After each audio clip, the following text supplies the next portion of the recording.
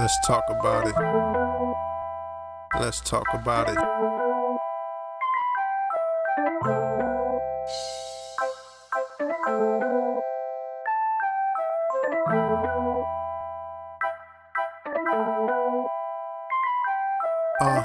Pull up a seat, there's something unique. You now tuned into something you ain't know that you need. Let's talk about it with Brenda. This high level conversations. Engage the community and change the vibrations.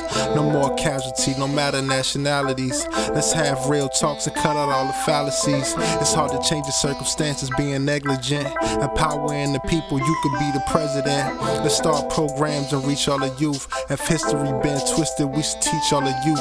No more politicking, putting pressure on the politicians. We need legislation that'll change our conditions. Meet me at the round table and let's conversate. Make a plan to action, cause ain't no time to wait. Let's change the fate, cause it ain't no more go along. You can always tune in here to know what's going on. You got something on your heart, let's talk about it. You need to find a place to start, let's talk about it. Community and unity, let's talk about it. You got something on your mind, let's talk about it. Welcome. Hello, everyone, and welcome to Let's Talk About It with Brenda Coles. Today is Sunday, March 16th, 2025, and I just want to thank you for all joining in today on the podcast. And, let me start by saying, I started this once again because we all got to do something, and I'm going to just continue to say that. I do find that when my recordings are, when I look at my podcast or the recording, I'm never looking into the right space. Well, it's very difficult because, when I'm looking into the camera, it's showing me one direction. And when I'm looking at my guest, it's showing me another direction. So, just bear with me on being able to find that space. But most important, just think about the content that I'm providing. Just want to make sure that you are getting information that you can use in your daily life. Because this is what this is really all about. This is about community. This is about advocates that's on the ground every single day. And this is about just want to make sure that a community and a village is getting the information that's needed. Today is a fabulous day, and I love the guests that I have on today. But I want to start with, the fact that on Friday, March 14th, Fannie Lou Hamer, it was on March 14, 1977, Fannie Lou Hamer died. And for those of you, I just want to read a little bit about who Fannie Lou Hamer is. This is what I want to do and continue to educate us at Black history. That's very important that a lot of people may not know. So I want to read a little bit about Fannie Lou Hamer, which this is why my guest today is absolutely perfect day for my special guest today.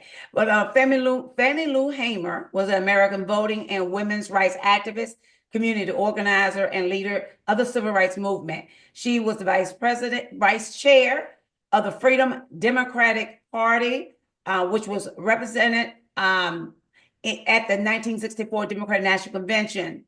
Hamer also organized Mississippi Freedom Summer, along with the Student Nonviolent Coordinating Committee.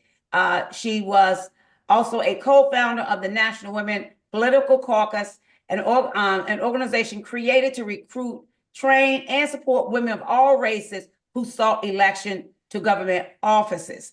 And Fannie Lou Hamer began her civil rights activism in 1992 and until her health declined 9 years later. So I want everyone to remember one thing.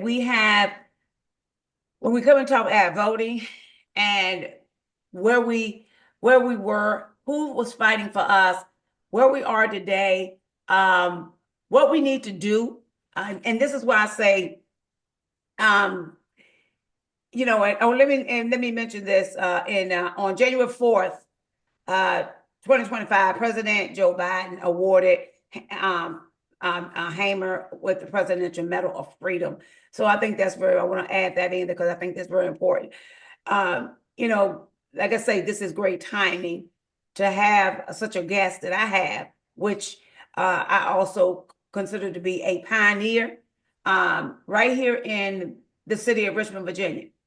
When we as advocates, and myself and Lillie Branch Kennedy, whom is my guest today, when we are on the ground and we are working for the decades for the amount of work that we put in, and for the love that we show our, not just our families, but our community, we're not always looking for recognition.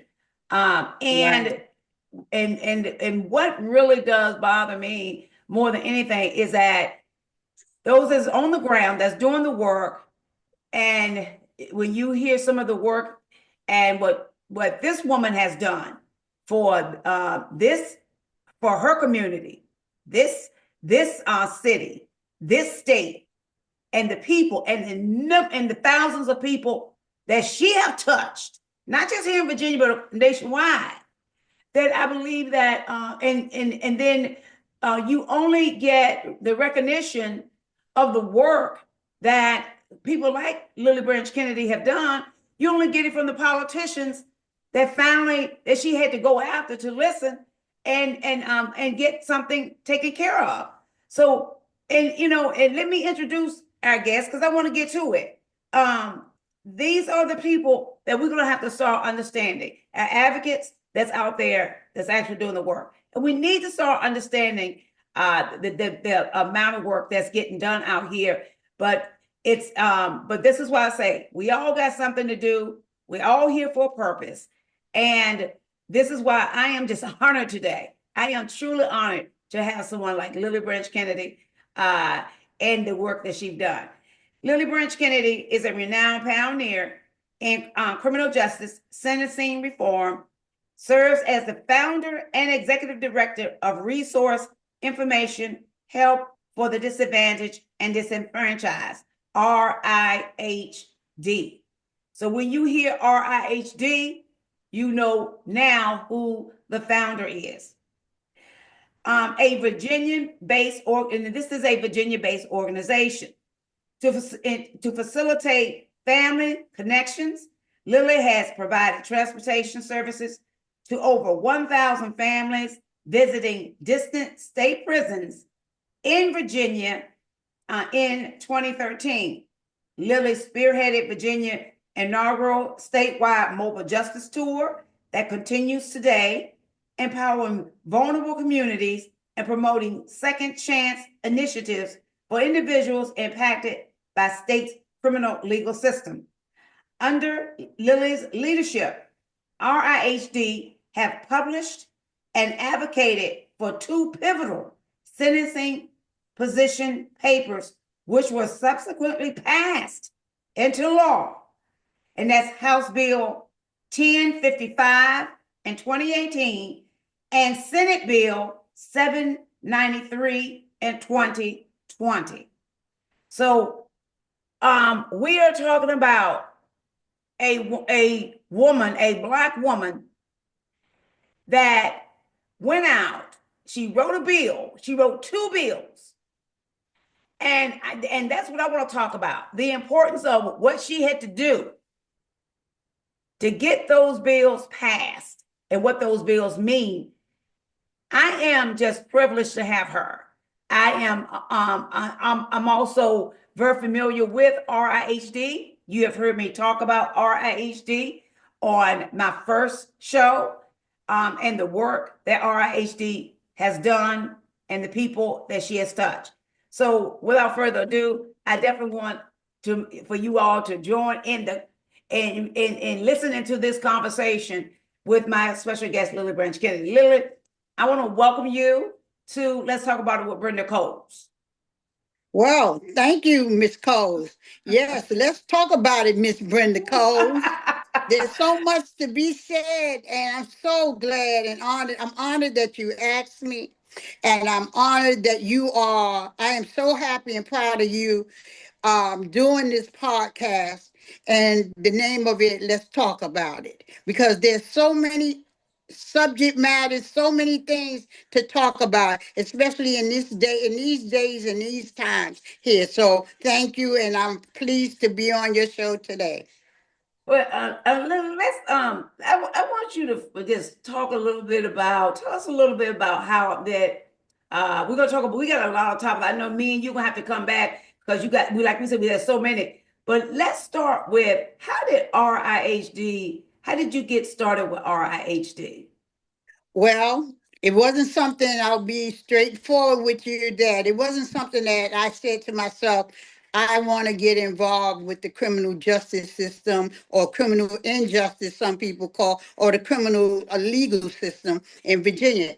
It happened on me because a close family member, which I would say is my son, who was in college at the time, wind up getting involved with the criminal legal system, wind up being charged, convicted, and incarcerated.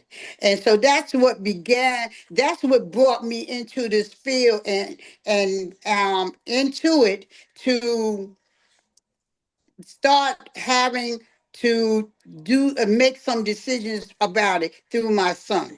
So um and from there, things came about. I'll just say that.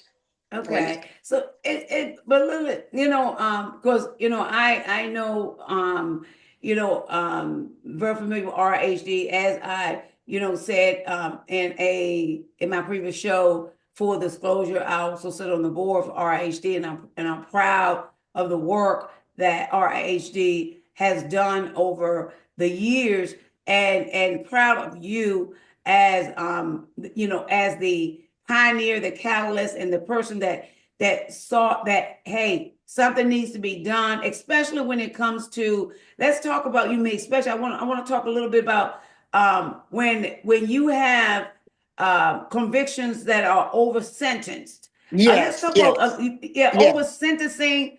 The over sentencings that we see when it comes to black men and women, versus when it comes to white men and women, or other organizations. Now, let me be very clear. RHD is a nonpartisan organization. But I'm talking about what I'm talking about. Well, let me be clear on that part. But what I'm talking about is just the over sentencing when it does come to our black men, or our black people versus our white people. So when RIHD is dealing with any issues that's dealing with over sentencing, let's talk about that a little bit, and how Of RIHD, course. Yes. yes. And I will use my son as thing. What happened is, I come from I'm privileged to say I come from a working middle class background. um my father, actually, at one point of his career, was a probation officer, and my mother, she taught special ed. So they've always been involved in the social issues in there. But here's what happened, and speaking on over sentencing, I truly believed that prior to my son getting into trouble, I believed the system was fair. Would you believe that? I truly Mhm. believed, as a black woman, as a person of color, that the system was fair. That if a person got into trouble and they were sentenced, regardless of the sentence, then they earned that sentence, meaning they deserved that sentence. That's, I felt, and I'm not proud to have to say that, but I think truth to power must always come in order to understand the work that led to the work that I had to do. So quickly, once my son was arrested, he was arrested for what we would call a non-violent offense, but under the laws and the criteria that is met, it was still considered violent. It was robbery. I'll put it on that. Okay. He did not harm anyone or hurt anyone. No one was hurt or anything. My son pre-sentencing, which is the pre-sentencing. Every person in Virginia, the state of Virginia, when you commit a crime and you go before the courts, you are given a pre-sentence. And basically, a pre-sentence report is your whole criminal history. If you committed a crime prior, or if you've been to prison prior, or any priors that's on there. And it is the professional mandate that's used to determine your sentence. And so most people say, well, okay, that would be fair. If you have a long history, then you would get this amount of time. However, there is another law that's in Virginia, which is that the judges do not have to follow that pre-sentencing report. So therefore, they spend all this money to do a pre-sentencing report that determines what your sentence should, your range of your sentence. And then they turn around and have another law that says, oh, but judges, you don't have to use it. You do not have to use that. You can go under or you can go over. So some people will say, well, that's maybe fair in a sense. Well, I'm here to tell you that in a lot of sense it's not fair, because when it comes to color and race, that they may use the sentencing pre-sentencing report may not get used, and therefore leads to over sentencing in a lot of cases, which we discovered. So what happened with my son, so I don't want to press on a whole lot of time on it. What happened to him, he had a sentencing. His pre-sentencing was 358, meaning the minimum was 3 years because he was a first-time offender. The minimum and the crime itself was 3, and the maximum would have been 8. 8 years on it. With a possibility of a 13 years based on something else the max at total would have been 13 years. My son received a sentencing of 127 years by the judge, not wanting to go by the pre-sentencing report. And it's legal. It is legal. It is legal, and it is binding unless binding unless you are under parole, or if you are under the parole system, which he could not because he was incarcerated after parole was abolished in 1995, or through a pardon. That would have been the only other, the only option of lessening his sentence. So here you have a person from 3 to maybe 13 years, but basically 8 years, and you sentence him to 127 years. And people would say, something's wrong with that. There must be more to the story. No, it's not. I'm here to tell you, it is not. And let me say, and let me say real quick for the stuff kind of you're right. It is not. It's very commonplace, unfortunately, here in Virginia. I think a lot of people don't understand that judges use discretion however they want to when it comes to sentencing.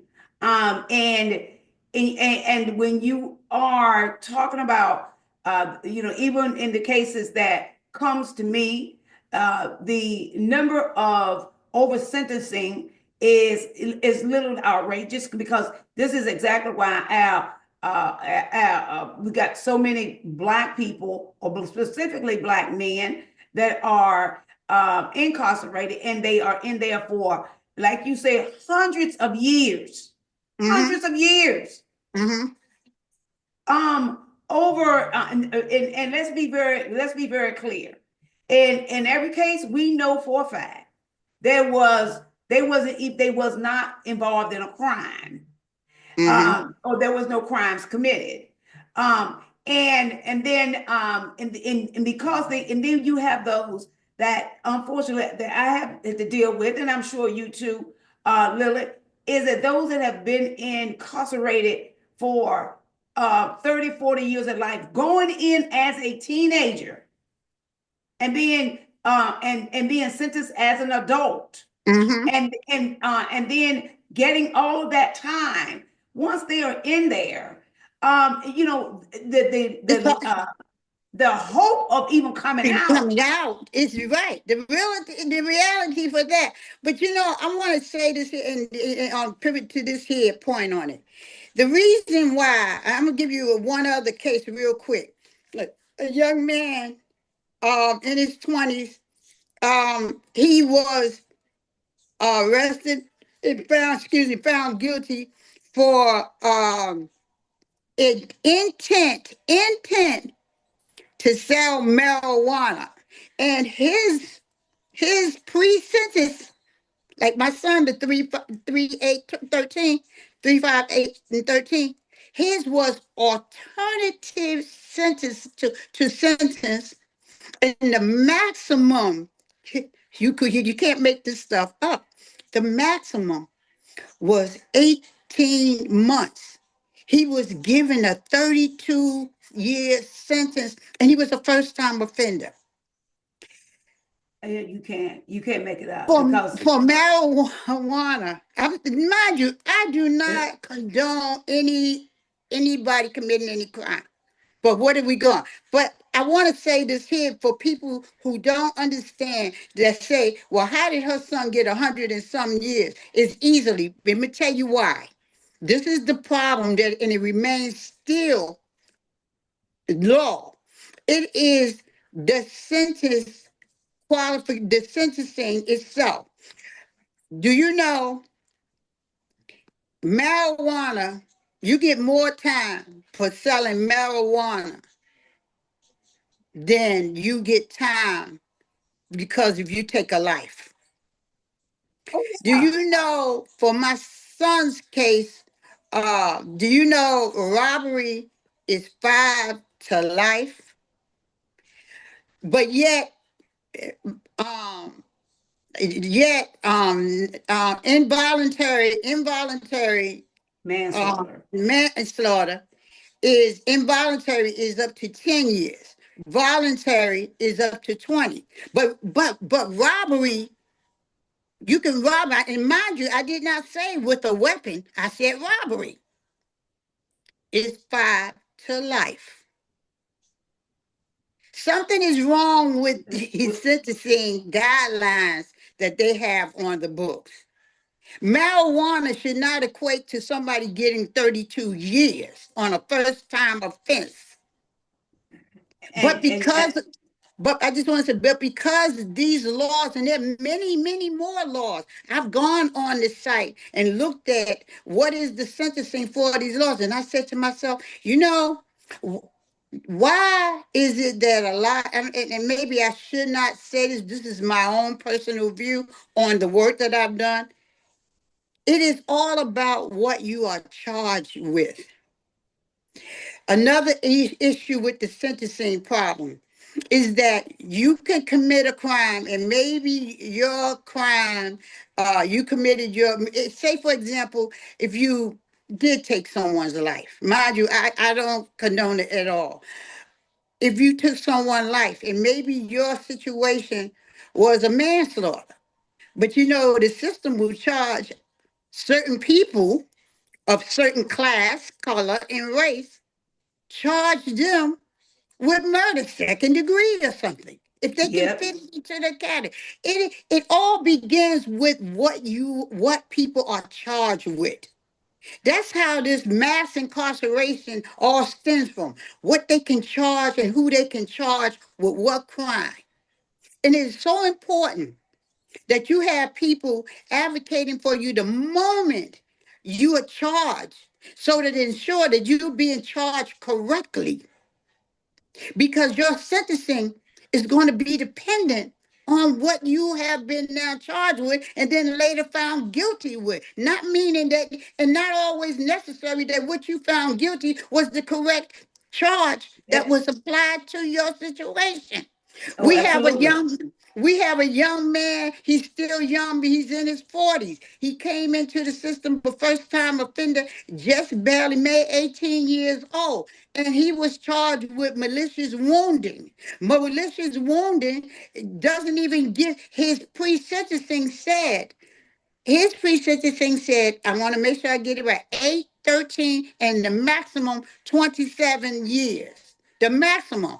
He was given, and currently remains incarcerated under 2 life and 30 years. Did you hear me? Oh, yeah, I heard you.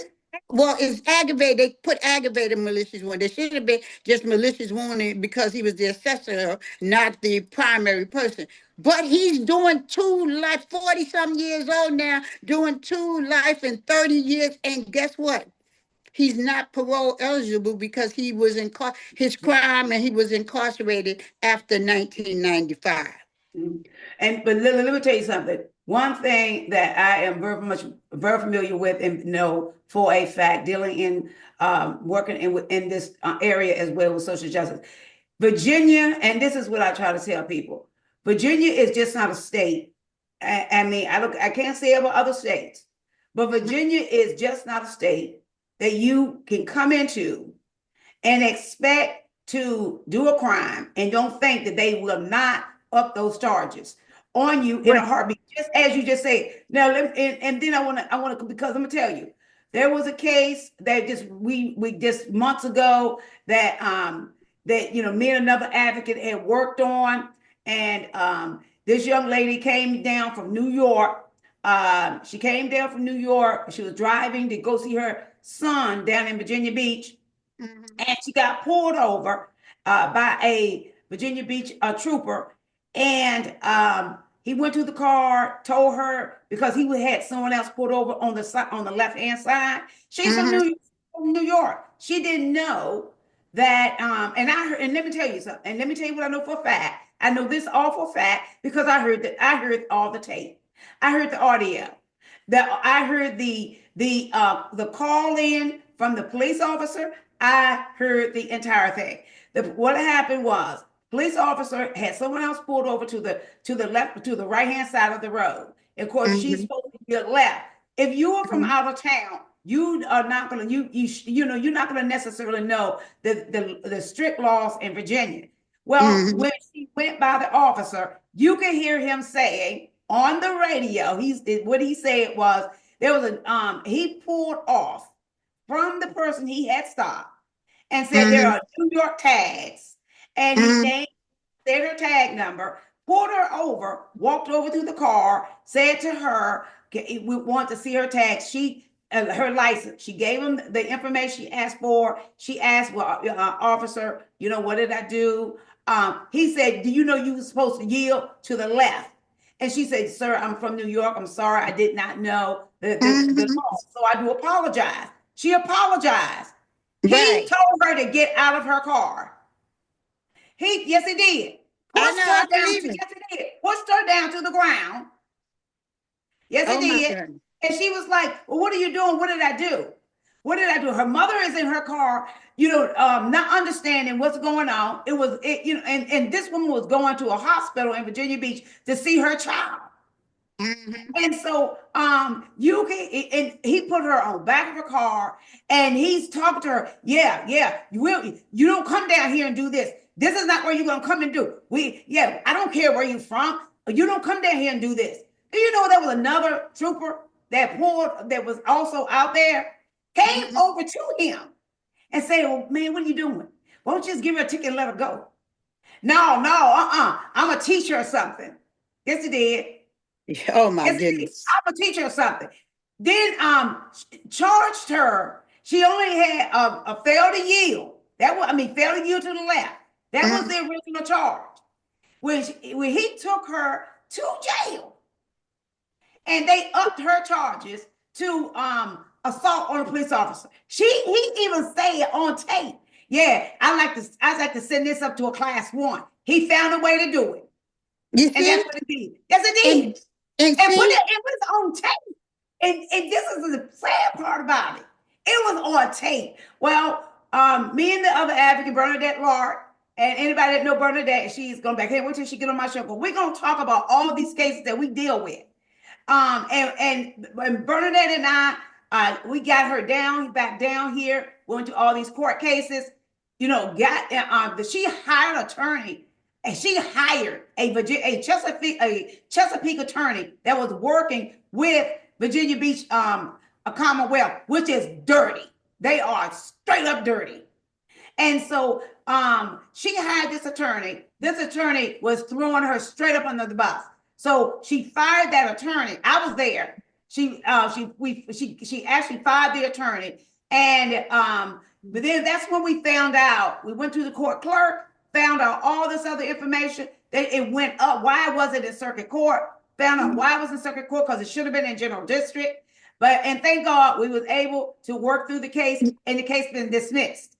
And that's why I say it's important when something happens, whether you get stopped by the police or they try to charge you with something. We need representation from the beginning, whether you're right, wrong, or indifferent. Because speaking of Miss Bernadette, I can tell you without going into the whole, confidentiality of the case, she worked on a case for someone that was facing over 25. You're familiar with that case. Yes, I am.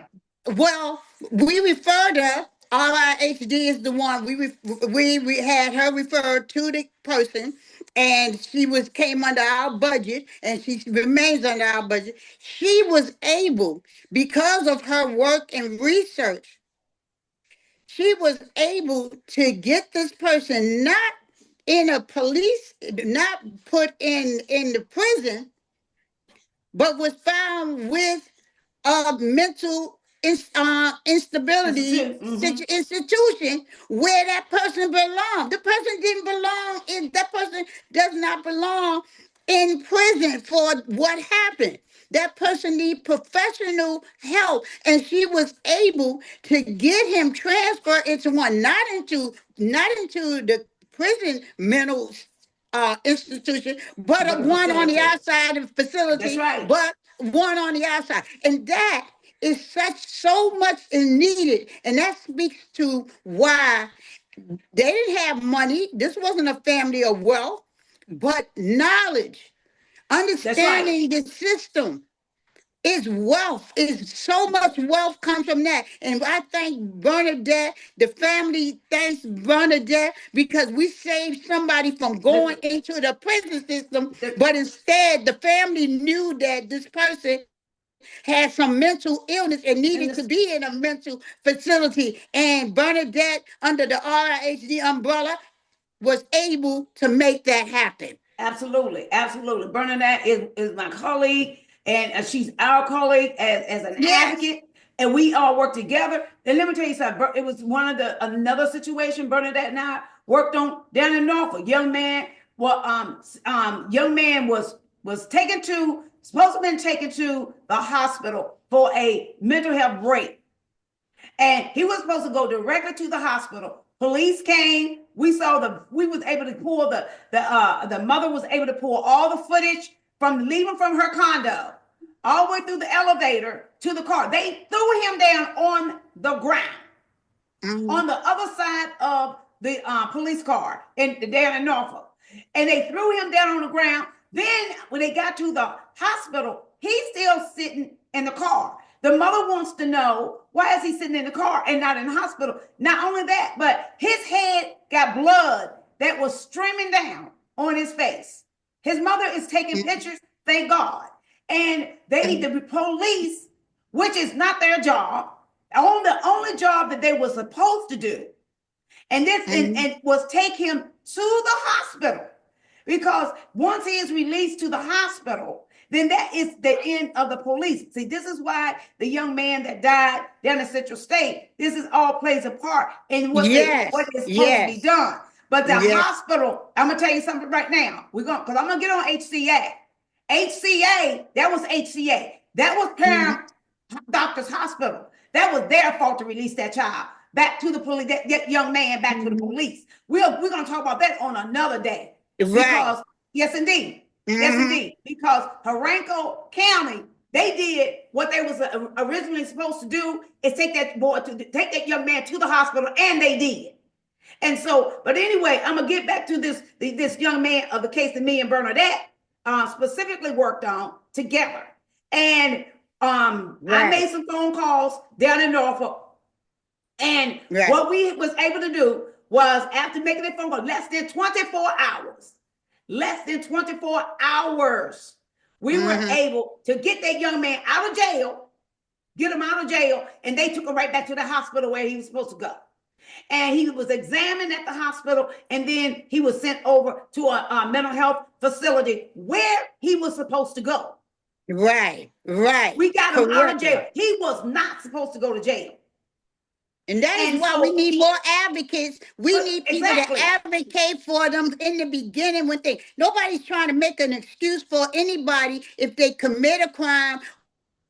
That's right. Or whatever. What we don't want is, we don't want the mistake of people with a mental health thrown inside of a prison as a remedy to the thing, when they should be getting the help that they need to be well. We should be talking about wellness. We should be more.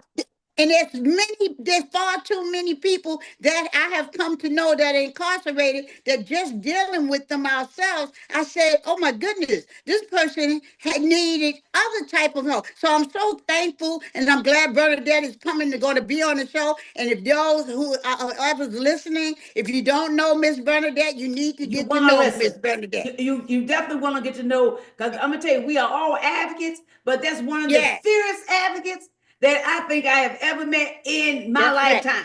I've been doing this for 40 years. Bernadette been out here now, I think, about 15, 16 years. But that is one, just like, we are not afraid. When I talk, when I call you out, I'm not scared of you. Okay, because HCA, I got my own little story with HCA and what they did to me. And not to even factor in what they did to those babies and allowed that nurse to continue on, but even what happened with me, that's going to be a whole nother program. Because HCA, Harenko doctors, and Param and all their hospitals, they do not like Black people. I am convinced of that. And they will get called out, because this is fact-based information.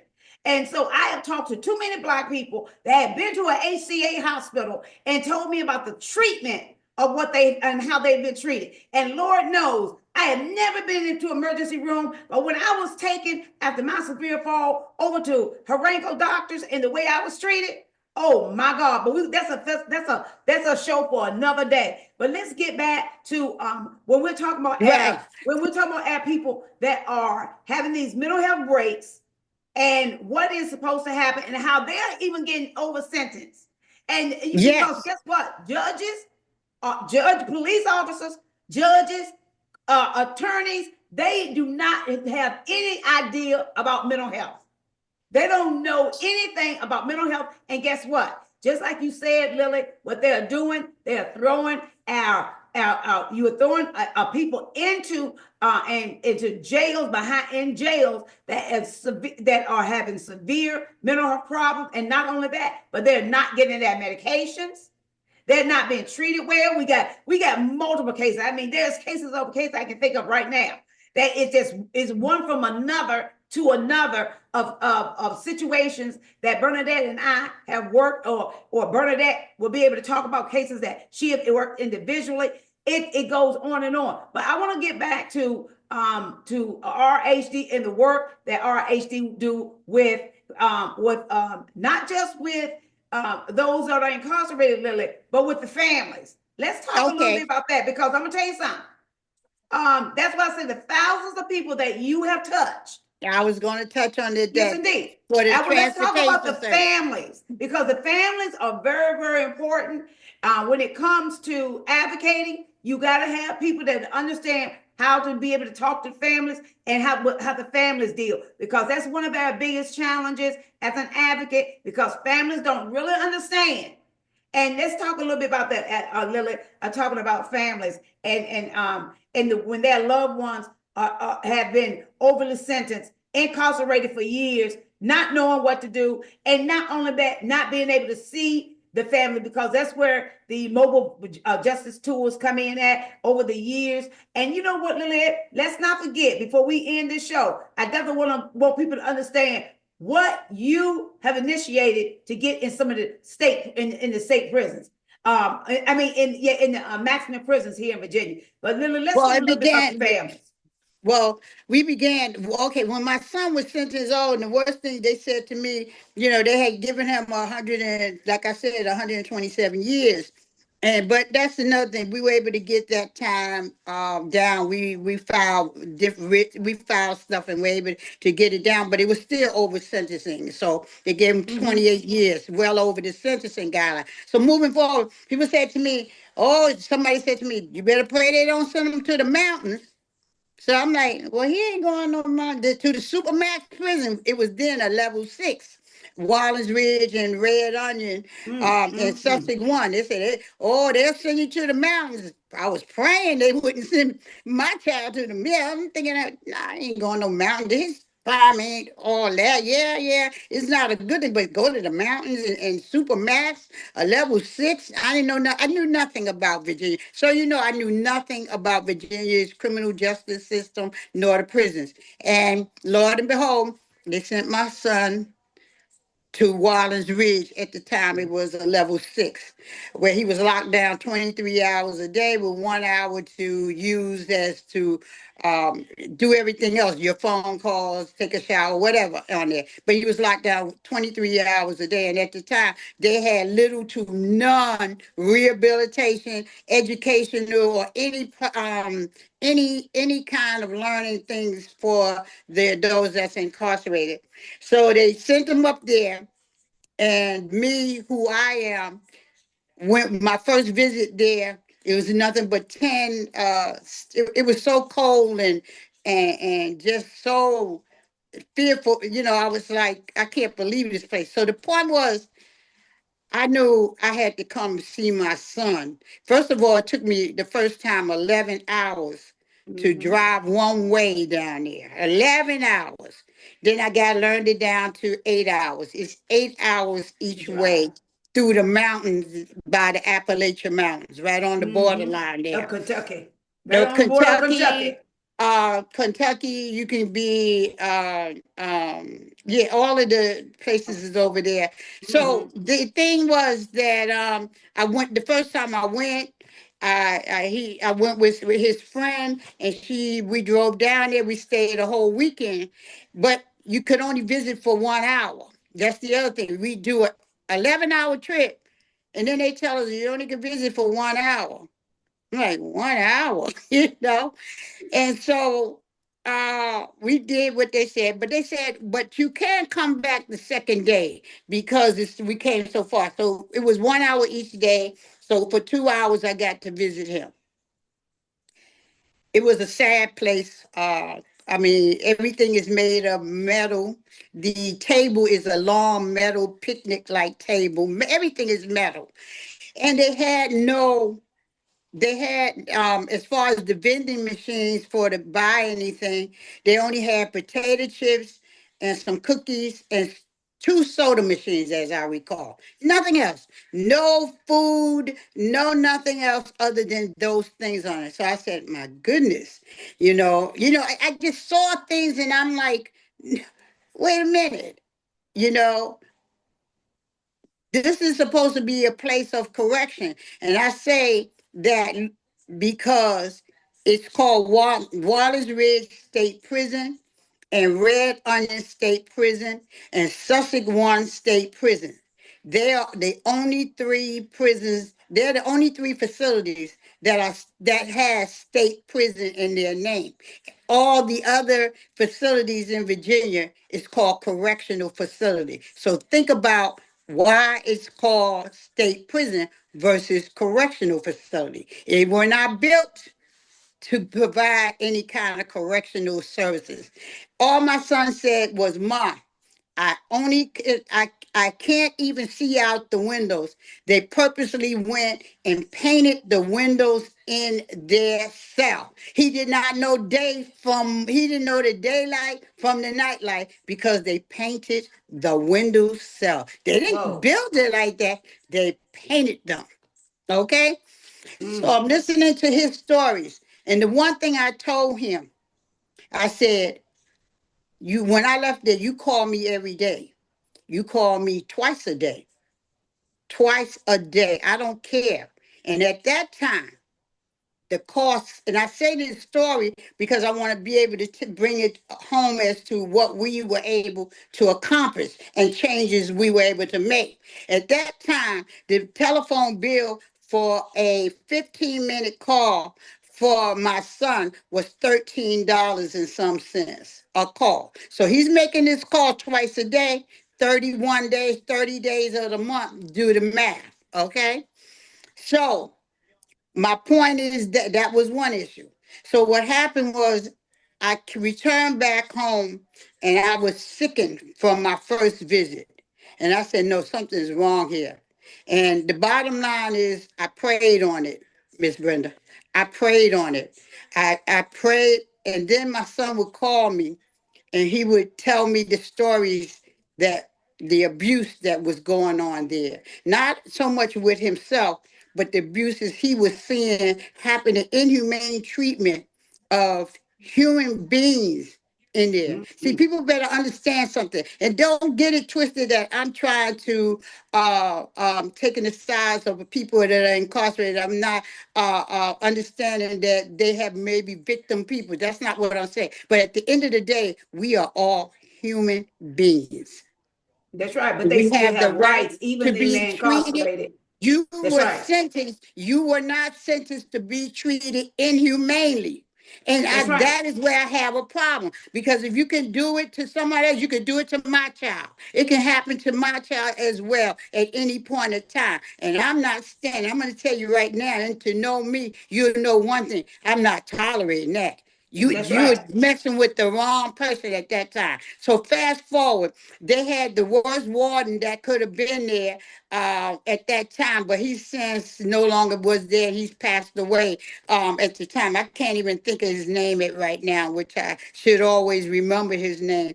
But what happened was they had a new warden that came in there, and I was able. What I started doing was getting to know the person that's in charge there and start asking questions, start calling there.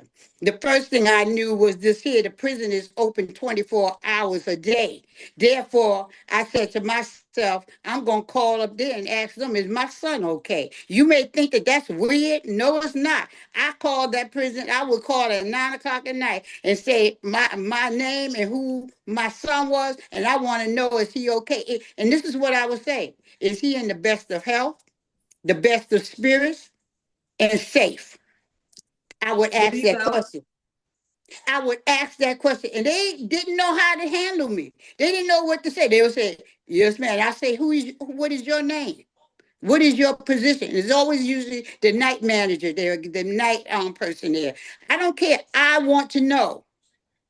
That's My right. son, he came there in the best of health. No, he wasn't in the best of spirits, but you better not lessen his spirits by your foolishness or buffoonery. So what happened was I also was able, well, let me back up. So I started doing I started, what happened was I was coming up there. I told my son I will be there every month. Every 1 week in a month, I guarantee you that. If I can do more, I will do more. I will make that trip. My husband and I, we started making that trip. We would go there on the weekend, stay overnight, pay for a hotel and everything, and go for that 1 hour visit. So what And happened was, let me say something real quick before you finish. I think you made an excellent point when you talk about calling, because in my experience with dealing with Wallens Ridge and Red Onion is that there's so many brothers that have been in there for so long, they're isolated, and yes, the family can't get up there, okay, right, because it is such a long drive. And not only that, but it's dangerous because we gotta be very clear. And and like I said, I'm gonna be very clear. You got KKKs that Yes, monitor the bottom of that road. And that's what right. people don't know, on top of that mountain, it's on top of a mountain. Yes. And it is not easy to get up there. So, but then you got people that's in there, like you saying, they deliberately make sure that you don't know day from light, because then you don't know how much time you've been in there. So if you spent more time in there than you supposed to, how would you Mhm. know? Because you can't tell one day to the next day. They said you can't. And, That's right. and, so, and so And to be factual, they did change Wallens Ridge while my son was dead right after that to a level 5, but it was still locked down 23 hours a day. Nothing else changed, only that changed. But I just go through some of the things through our advocacy that we were able to change just at right, Walters Ridge and Red Onion. Going up there, what happened was my son would tell me people he knew that was in the Richmond area, because that's the area we lived in, the county and stuff. And he would say, well, Ma, when you come up, can you bring so-and-so mom with you? Because he haven't seen his mom since he been up here, or so-and-so, they, on that. And I say, okay, I can do that. I called them. They call me. We call each other. And I started bringing my husband and we started bringing people in our minivan. We would bring a couple of people there and stuff. And then it just built up. It was so many. My son had put me with so many people that what happened was, we started doing the 15 passenger van and I love started it. putting our pennies together. We never made 1 cent off of it. We would put the cost of the gas, the rental, and everything together, and a driver, because my husband couldn't always do it. But the thing is, it was a nonprofit event. And we would come down. We started coming down there on monthly. Not only that, they had a local radio show that played. It used to be called, listen to this name. It was first called Holler to the Hood, because it would play music on Monday nights for the prisoners in that area. They could hear it on their radio, because they could hear it coming over the radio station. Right, And so what we started doing was we started telling the families, whatever I knew or whatever I found out, I'm a sharer. That's who I am. right. That's right. That's right. RHD is a sharer of information. So I would That's tell right. the parents about calling on Monday. Call and say, I'm calling for Joe Blow, whatever his name, that's in Wallens Ridge, and tell him you love him, say a poem or anything. Just call them. You could call them there. They do it for 2 hours and they take those calls. It was in Wallens Ridge, Red Onion, Keene Mountain, and on there. So that was another thing that families, I was trying to figure out, what can we do while our loved ones is being locked down 23 hours a day with no rehabilitation, no programs. What can we do to brighten their life? They're human beings. How can you be it? Well, those phone calls meant so much to them on Monday. And then later it became, when I started really doing an advocacy work and doing the prison reform work, it is where I could share the information of what was going on, legislation, bills. They learned so much. I used to tell them their rights and things. They know. I used to call on Monday nights for them, and also call back in for my son to send a personal message to them. And you know what we found out? We found out at that time, because they didn't know this. The prisons was new to this. They didn't know what to do. They didn't know what to do. The ones that was getting phone calls to the prison, over the radio, on the radio thing, the Uh-huh. prison, the COs wouldn't mess with them. They weren't being messed with, because they knew they got They families. they had family out there. If they Oh know you my. have family, if they know that you got somebody that care about you and that will check on you, and then they started calling. We told the family, call up there anytime. They was like, really? Yeah. They work 24 hours a day, and you have a right to know how your loved one is if your loved one is still alive or what's going on in your life. And they started doing it. What happened is the prison didn't know how to handle all of this new stuff. They were so used to commanding this and not giving them that and everything else. They're like, who is these people? Where are they getting this information? And they started saying, well, RIHD told us we could do this, we could do that. And that's how we built a reputation of telling them what to do. We also told them, let me tell you something. The legislators, they don't like this that I did, but I'm telling you truth to power as I know it, as I have experienced it, okay? That's You have a right. problem with the prison and you've gone to the, if you've gone to the warden about it, and you have gone to the director of VOC, and they have not done anything about it. And if it's a matter of life or death, something, a medical reason, or something that they need to be removed or whatever, you go to your legislator, because I was told by a state legislator, I won't repeat the name, told me in her office, we, the legislators, the state legislators, oversee the Department of Correction. Now, mind you, they don't oversee the day-to-day operation, but they are over them. That's a state agency under their regime. And so, and I have actually seen it work. We actually were able to get some things done that should have been done by the director, by the warden, but they didn't That's do it. So we had to move further. Don't stop anytime. If that's you right. don't stop and don't fear nothing. They are human beings just like we are. And if it was their child, they would be doing the same or more.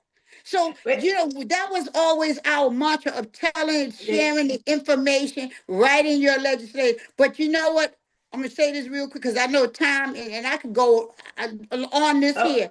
But one of the things that families must understand, yes, you can call the legislators, and you don't need to speak to your legislators. That's another thing. You can speak to anybody almost in the office, even the secretary. They can handle a lot of the issues that you're calling about, because that's who's, not to say the legislator is not doing the work, but they're busy. They have so many different things. Not that that's what their job is to under. But one thing, you can don't call your legislator when you just have a problem. Call Get them to all the know who your time. legislators. Call them. Is Get to know them. call them. Let them That's know that right. you're their constituents. That's right. Let them Not only talk to that, them. Know but about them. Republican Lily, and Democrat. that's right. And Lily, you're so right, because we got to understand one thing. They work for us. We don't work for them. Yes, that's So right. you do call them, whether they like it or not. You Right. do call them, and and Lily, I'm gonna tell you something. It warms my heart. This is why RIHD is resources information for the for the disenfranchised, and so this is why this organization is so absolutely vital to our families. What you have done and what you are continuing to do is changing lives.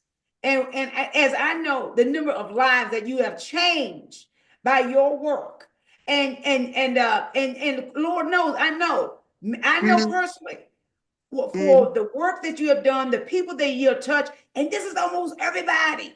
Well, let's be very clear about that. This is almost Mm-hmm. everybody. You got somebody in your family they can understand that will be able to use their work, and I don't care what class you are in. It does not Mm-hmm. matter. It That's has right. That's right. nothing to do with your income, where you live. It has, or even it has nothing to do with that. It's all about the fact that when you got organizations that's actually doing the work, like and Lily, before we end, there's something we definitely got to touch on is your house bills, and because we're gonna what I want to do, because I think what is very, very important. Let's touch on it, and then we're gonna come back and talk about it. But what I think is very, Because very important. you talking about the House bill that I was doing this year that I. No, we're gonna come back on that one. I'm talking about the Oh House yeah, yeah. bills Let's come back that on another we're time. gonna come back on that one. I want to talk about the House bills. The two bills They got passed. that you got passed. Let's Oh, talk okay. about that, because I Mm-hmm. think that it's very, very important to talk about those bills and what you had to do to get those bills passed. because you know what? Most people don't know anybody that write bills up and get them passed, because people don't realize that bills can be written up by just a normal citizen. They may Right. think because a legislator takes it up and brings it to the floor, hey, that don't mean they wrote it. And with Lillie Branch's situation, she wrote two. So when you talk about somebody that wrote two bills and don't get the acknowledgement that she should be getting because you got the legislators that get it, see, that's what I don't like. But let's talk about those two bills, Lillie, the bills that you was able to get passed and what they actually did to help a lot of families and those that was improperly incarcerated, and what those bills did. Let's talk about that real quickly. Okay, I just want to say one thing real quickly. I want to give an update. The person that got 32 years for the marijuana, he did about 18 of those years, and he was given a pardon by Governor Northam, Ralph Northam. And my son, who did almost 19 years, guy was also received a pardon from Governor Northam. And I want to say this one last thing on the pardon situation. Understand this here under Ralph Northam, did I say it right? Northam. Yeah, Northam. Administration, and we're nonpartisan, but I'm going to say Democratic. Right. In the history of Virginia, 1,200 pardons were given for people who had nonviolent and violent offenses. Understand that when I say that. Read the tea leaves. I'm sending to you. Under that administration, no one's ever done that. 1,200. I went to an event in Washington, D.C., and I happened to mention it to someone, and they said they did not know. They want to get on. This is a powerful person I'm talking to, telling, and they said this needs to get out. Nobody's put that out about in Virginia. It did not go national. Why? I don't know. But anyway, I just want to remember people to remember 1,200 pardons. People who never thought they would ever get out. My son was one of them. He would have had to do at least 10 more years. Was shortened from that. Okay. So also about the bills. So Lillie, I want to give before I think people really gotta take in. They really gotta take in that much that information. So go ahead, Lillie, with the bills. Take it in. Regarding the two bills, first and foremost, I must give credit to the person that brought this to our attention. We would never had those two bills if it wasn't for Brother Oludari Ugande. People knew him in the prison as African. Brother on Ugande wrote us about the bills, all of the descriptions of what the problem was on it. And we took it from there. And when he was released at some point, he and I worked together, meeting with legislators to get this done until I wound up doing most of the legwork on that, moving it forward from that. But here is the thing. The two bills. The first bill was done in 2018. That bill was HB 1055, and it was passed into law by it was signed into law by then McCullough, Governor McCullough, at that time. That bill, how would I want to briefly describe it so you know what it is.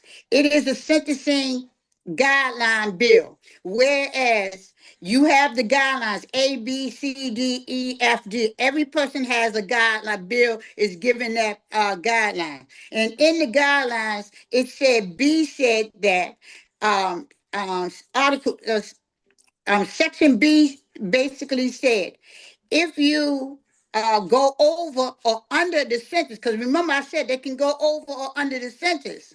Right. If the judge goes over or under the sentence, the judge shall, always remember the word shall. Shall means they must, May in a bill means they can do whatever they want. It ain't worth the paper it's written on it. Remember that, okay? Anytime you want to do a bill, it has to say shall. So it said shall. This is a bill that was done in 1994 before parole, part of the parole abolishment. And it said they shall do a written explanation why. The judge can go over or under, but it must do a written explanation stating why. Because every person, say for example, Brenda, you and I commit a crime together, okay?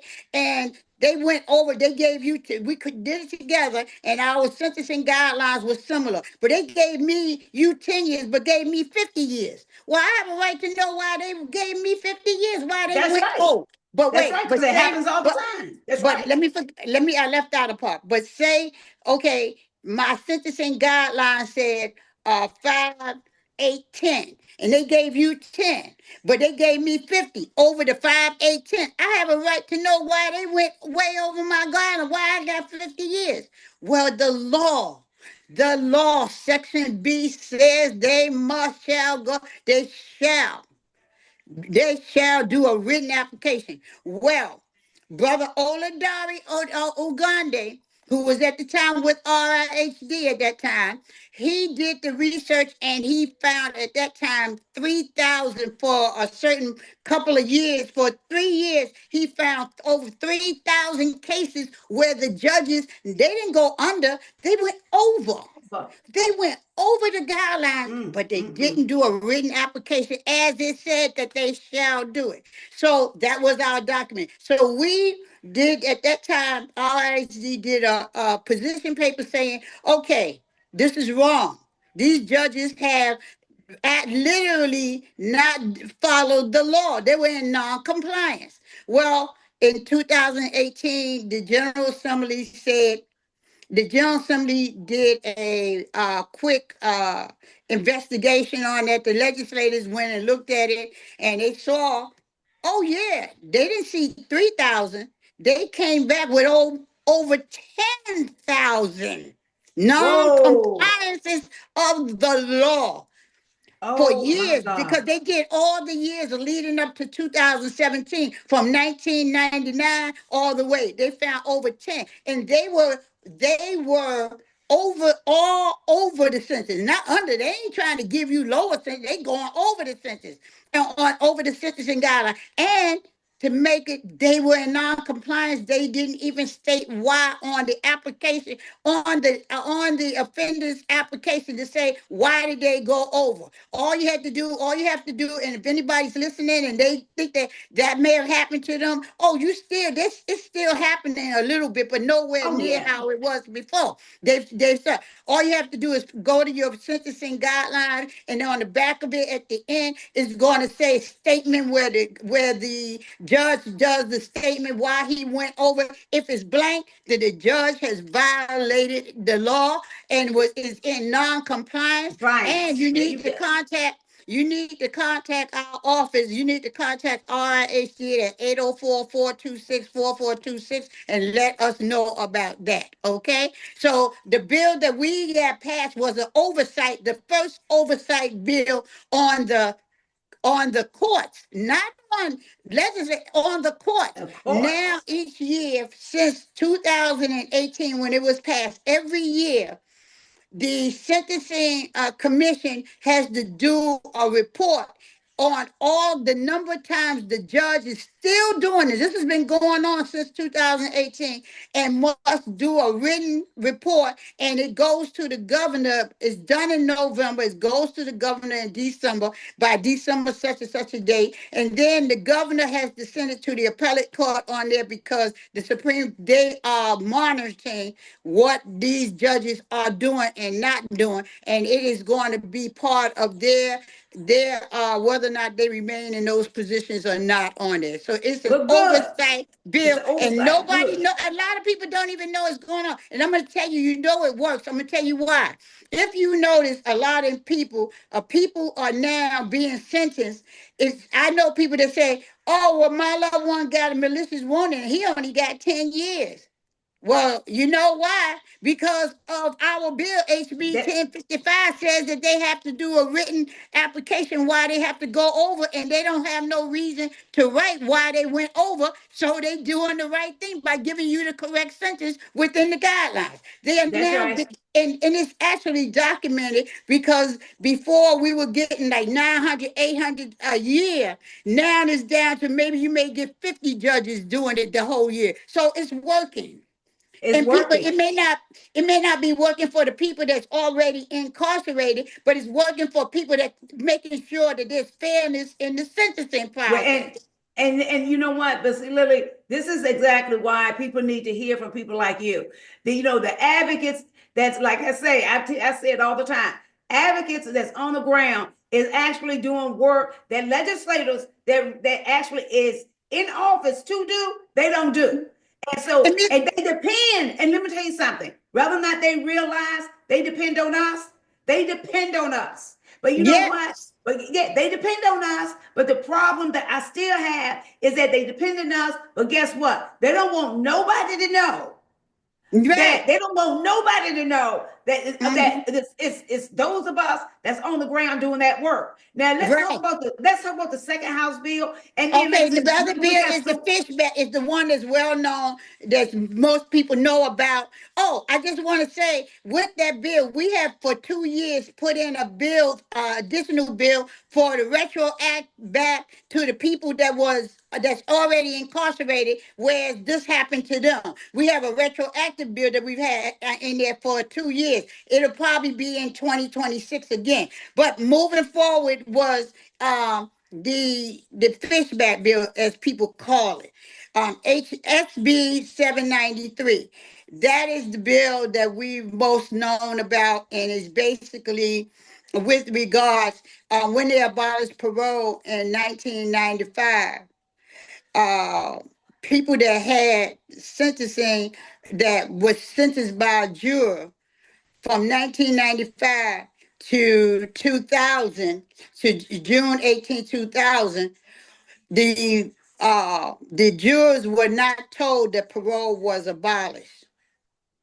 The jurors had a right to know that parole was abolished. And even some years later, some jurors have said that, oh, I didn't know so and so still in prison. I thought he was going to get out earlier because parole. And they found out that parole wasn't. Well, that created an issue, a really a moral mm-hmm. issue, because in June of 2000, uh, incarcerated offender. I call them that because this happened when they were an offender, but they're incarcerated. 50 Richard Fishback sued Virginia, the in the appellate court, and he sued that his rights were violated because they didn't tell the jurors that parole was abolished, and he won his case on that, and they gave him a new sentence on that. But that was in 2000. We learned about it from Olodari back in 2008, which is 8 years later. So we try to pivot back to try to see what we could do with that. Bottom line is that we wanted to see if people could get a new sentence, but we quickly learned that through the laws on Virginia, that the only way it could be fixed is either by the judges, and the judges were not impelled to do anything about it. So they said, well, go to your legislators, see if they can fix it. And that's where we went to. But what we discovered was that the legislators are not able to resentence anybody. They can't do a resentence on a person. So the That's best right. that they so after two initiatives of trying to get a bill passed for them to get a new sentence, we agreed to making them parole eligible, making them eligible for parole, and they would be going with the other people. You know, Virginia abolished parole in 1995. Anybody Right. incarcerated or incarcerated or found guilty of a charge, they were no longer eligible for parole. So now they became eligible for parole. To my understanding, and don't quote me on it, I understand now that meant 540 people who had no other option of getting out of prison. Some life, many were lifers because they was given these sentences out of outside the guideline, so they didn't see any daylight outside of prison. Were now eligible for prison, eligible for parole. Right. And the first year in which it happened, under the Northam administration, at least 55 of them were released that had no other opportunity of ever being released from prison on there until they finished their sentence. I don't know the current number because then came the current administration, and I have to be nonpartisan, but all I can tell you is under the current administration, that has fallen flat as to people being released under the parole, receiving a parole eligibility. I mean, they're eligible, but receiving parole has really gone flat on there. And we're hoping that it will change under the new administration. We're also hoping that this administration will see past this here and understand these people here that were over sentenced. Number one. Number two, the jurors were not told that parole was abolished, and they have a better moral responsibility that if they've met all the parole perimeters, if they've met everything that would be on a normal parole, that they too will be released. Well, but let me say them, because this is coming from my personal opinion. First of all, this administration that we have right now, this Republican administration under Glenn Youngkin, and no, they are going to overlook it because first of all, you're not talking about somebody that they have already did their time. You're not talking about somebody that has paid dues and was over sentenced. No, they are going to make sure that they keep them in there. They're not going to do anything. However, yet this same administration can overlook and speak out, and I will continue to say it. Glenn Youngkin can speak out for a 34 count felon, Donald Trump, and speak out on his behalf and raise hell with everybody because Donald Trump got charged, got a right charge because of what he has continued to do when it came to women and when it came to all of us here, right here, people stealing people money and everything else. It's just that it can go on and on. So I'm not going to go down that rabbit hole right But now. I don't mean to interrupt you. Go ahead. I don't mean to interrupt you, but I got to get this in. Didn't he just recently pardon somebody that was it? Am I speaking to the right person? Didn't he pardon someone? Well, they are talking about pardon. They were talking about pardon Chauvin, the one that put his that kept his knee Not on the George next Floyd one. neck. No, maybe I'm wrong. Or who's the wrong? I thought he. Oh, okay. Maybe that was. He's been doing so much stuff that's illegal. That's illegal. Who knows? And I'll be honest with you, it's so much that is every single day. There is always something. So who knows? But yet we got a Republican administration, a MAGA administration that refused to be able to pardon anybody that is not going to look like them, and so we can forget that, and that's what this is also about. That I have to be real and upfront as a civil rights activist to let people know that when you do call me, when families call me, we have literally right now, we don't have when we are able, Bernadette and I, and when we're able to go out and advocate for you, and because you had so many people that did not vote in their best interest. Let's put it that way. I don't have to say anything except in your best interest. Donald Trump was just not in your best interest. Okay, you just didn't understand the legalities and what this would take in order to make sure that you, not just you and not just your family, but our communities are safe. Our communities are not safe anymore. It's They're just simple not. as that. And guess what? We don't have, and I'm going to say it again, we don't have the Department of Justice to be able to turn to. We don't have the Office of Civil Rights to be able to turn to. We don't have FBI agents that when we have been able to reach out to the FBI or whatever department, a government agency that we need, Department of Education, every department that we have been able to reach out to on a federal level if we need it. Where you are, they are no longer there.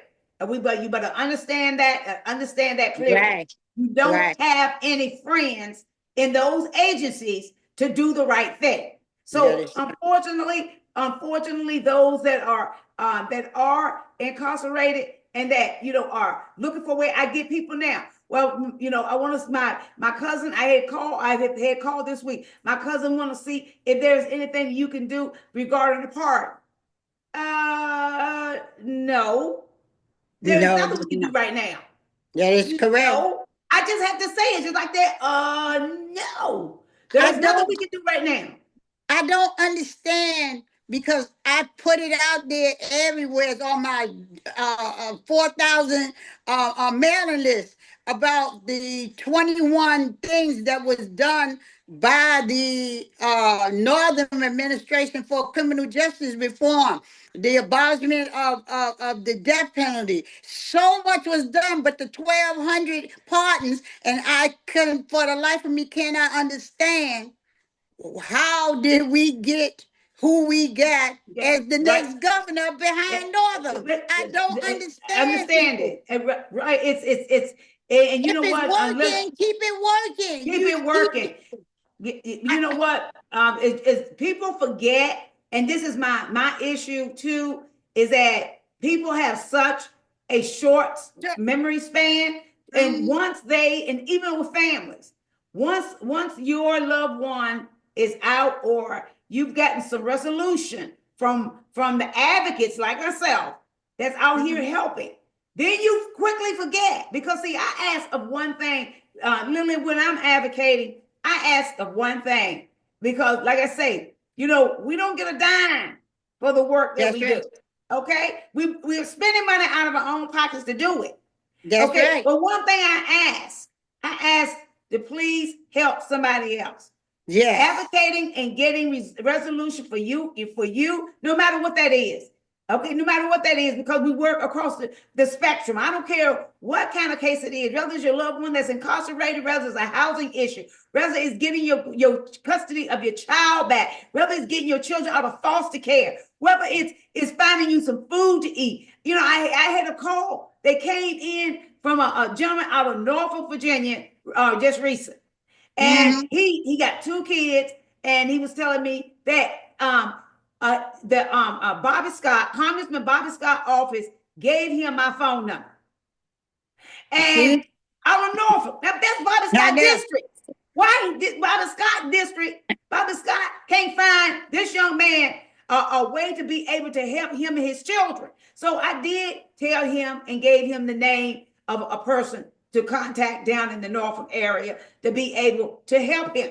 So, but what I'm saying is, once again, don't think that they don't understand that what these advocates are out here doing. Don't think they don't know, but they're not going to invite you to what Bobby Scott have his 4th of July event, but they're not going to invite you to their black tie affair. I know. They ain't gonna invite you to those things, and they're not gonna say thank you. You got a lot of organizations that do that, and I applaud them. They got a lot of organizations that certainly do that, but these organizations have to raise that funds on their own to be able to acknowledge people that are doing these fantastic things. And I want to thank them for that work of realizing and acknowledging people that's out here on the ground and that's really helping families every single day, Lillie Branch, like yourself. What I want to do, Lillie, I definitely want to invite you back because we got so much more to talk about. So I definitely want to end the show for right now because we passed the 22, but I certainly want to invite you back, because you know Yes. what, honey, let me tell you something. People need to hear, those that are struggling right now, we need to constantly get this information.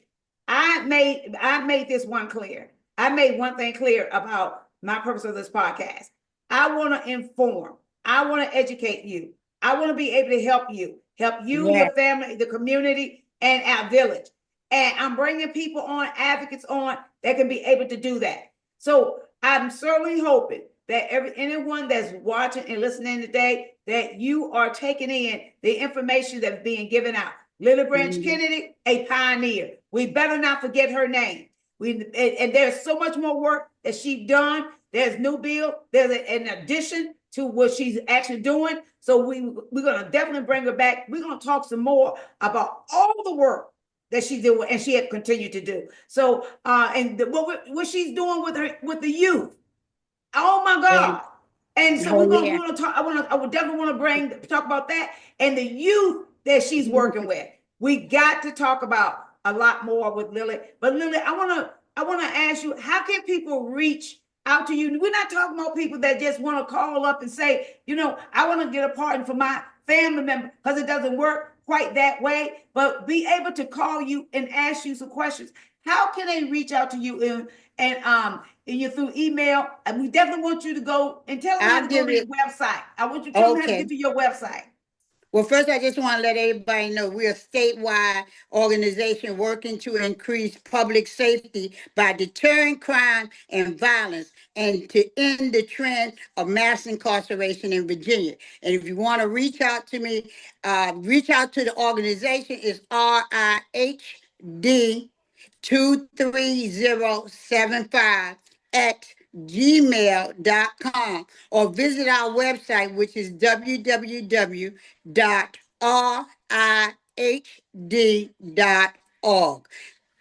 And phone number 804-426-4426.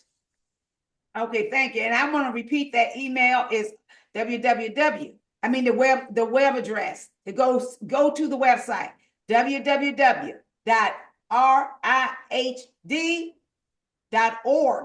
O-R-G. So yes. I want you all to go to her website. Come join and be a member, so you can also help in any way that you can. We're always looking for good people that want to come out and be able to volunteer and help, because there's so many things that we do with youth and families that are that need resources and the help. So certainly be consider that. Lillie, I want to thank you so very much for being my special guest. You definitely coming back. We're gonna definitely talk about this some more, because we got a lot of voting. We got a lot of vote. We got voting here in Virginia this year. So we need to be talking about that. That is something that's on the tip top of everything that I want to be able to discuss as we move forward, because this is a very, very extremely very voting season for here in Virginia. And Lillie, I want to leave you with any last words that you would like to add.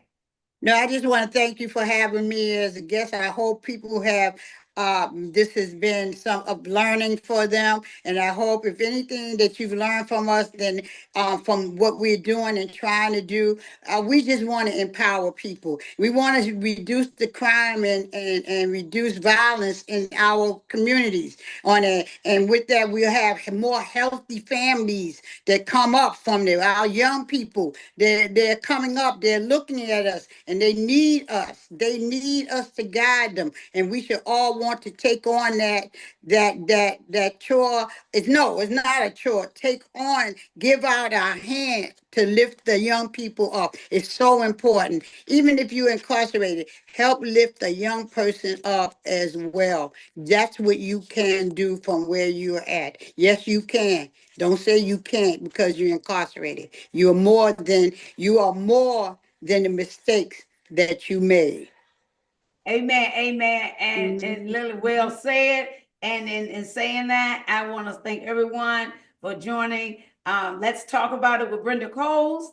And I hope that I see you on next week on Sunday and at 2:00. Thank you, and God bless.